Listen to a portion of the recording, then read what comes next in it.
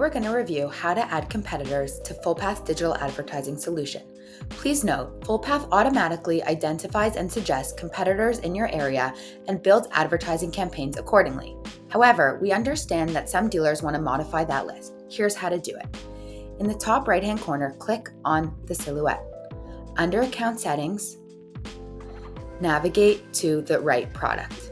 Hit Digital Advertising and then go to the General Settings. Scroll to Edit Competitors.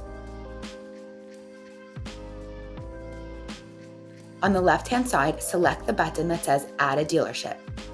Enter the dealership's name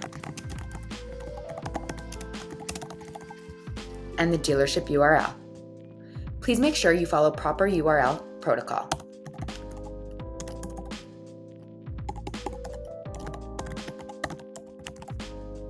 Click Add Dealership.